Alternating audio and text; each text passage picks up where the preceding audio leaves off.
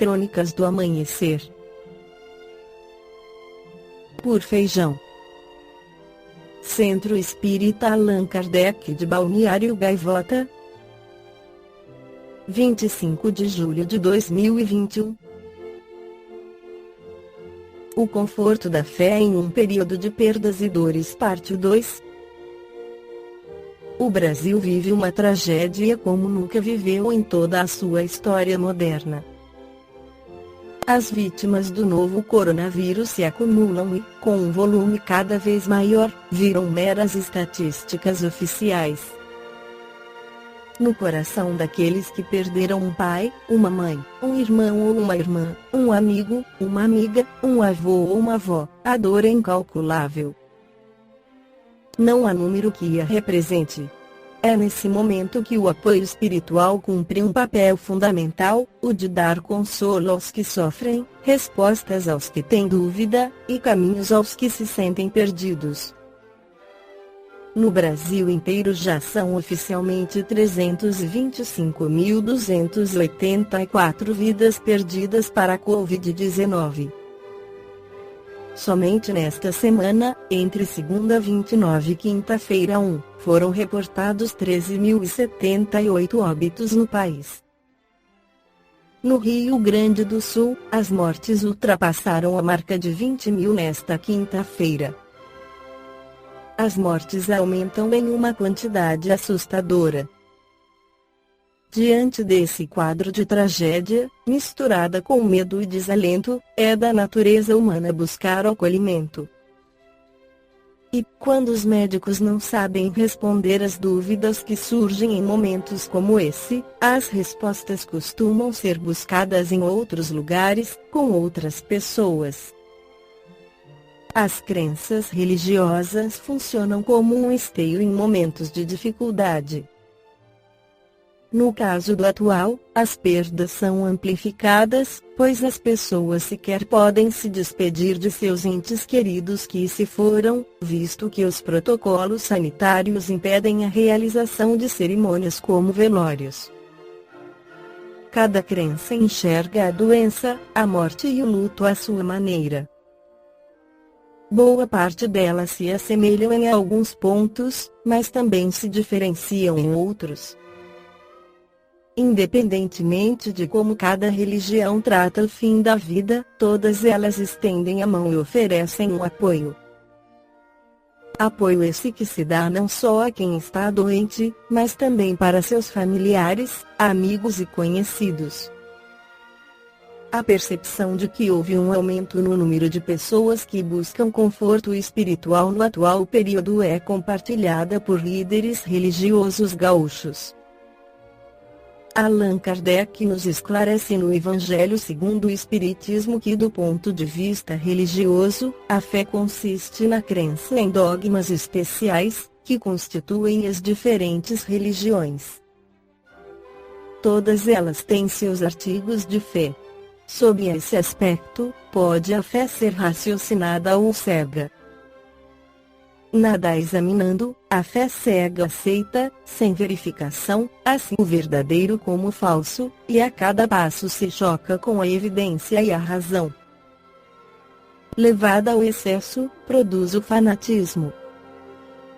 Em assentando no erro, cedo ou tarde desmorona, somente a fé que se baseia na verdade garante o futuro, porque nada tem a temer do progresso das luzes, dado que o que é verdadeiro na obscuridade, também é luz meridiana.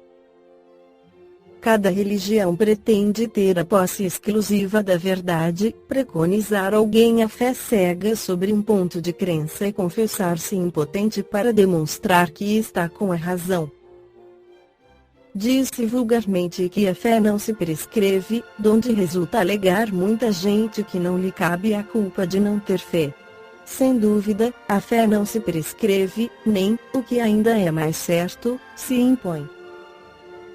Não, ela se adquire e ninguém há que esteja impedido de possuí-la, mesmo entre os mais refratários. Falamos das verdades espirituais básicas e não de tal ou qual crença particular. não é a fé que compete procurá-los, a eles é que cumprir-lhe ao encontro e, se a buscarem sinceramente, não deixarão de achá-la. Tende, pois, como certo que os que dizem nada de melhor desejamos do que crer, mas não o podemos, apenas de lábios o dizem e não do íntimo, porquanto, ao dizerem isso, tapam os ouvidos. As provas, no entanto, chovem-lhes ao derredor, porque fogem de observá-las. Da parte de uns, há descaso, da de outros, o temor de serem forçados a mudar de hábitos, da parte da maioria, há o orgulho, negando-se a reconhecer a existência de uma força superior, porque teria de curvar-se diante dela. Em certas pessoas, a fé parece de algum modo inata, uma centelha basta para desenvolvê-la. Essa facilidade de assimilar as verdades espirituais é sinal evidente de anterior progresso. Em outras pessoas, ao contrário, elas dificilmente penetram, sinal não menos evidente de naturezas retardatárias. As primeiras já creram e compreenderam, trazem, ao renascerem, a intuição do que souberam e estão com a educação feita, as segundas tudo têm de aprender e estão com a educação por fazer. Ela, entretanto, se fará, se não ficar concluída nesta existência, ficará em outra. A resistência do incrédulo, devemos convir, muitas vezes provém menos dele do que da maneira por que lhe apresentam as coisas. A fé necessita de uma base que é a inteligência perfeita daquilo em que se deve crer. E, para crer, não basta ver, é preciso, sobretudo, compreender. A fé cega já não é deste século, tanto assim que precisamente o dogma da fé cega é que produz hoje o maior número dos incrédulos, porque ela pretende impor-se, exigindo a abdicação de uma das mais preciosas prerrogativas do homem, o raciocínio e o livre-arbítrio. É principalmente contra essa fé que se levanta o incrédulo, e dela é que se pode, com verdade, dizer que não se prescreve. Não admitindo provas, ela deixa no espírito alguma coisa de vago, que dá nascimento à dúvida. A fé raciocinada, por se apoiar nos fatos e na lógica, nenhuma obscuridade deixa.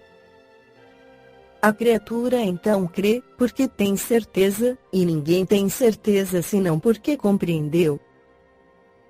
Eis porque não se dobra. Fé inabalável só é a que pode encarar de frente a razão, em todas as épocas da humanidade. A esse resultado conduz o Espiritismo, pelo que triunfa da incredulidade, sempre que não encontra oposição sistemática e interessada. Balneário Gaivota, 25 de julho de 2021. Por Feijão. Centro Espírita Allan Kardec de Balneário Gaivota. Que a paz esteja com todos.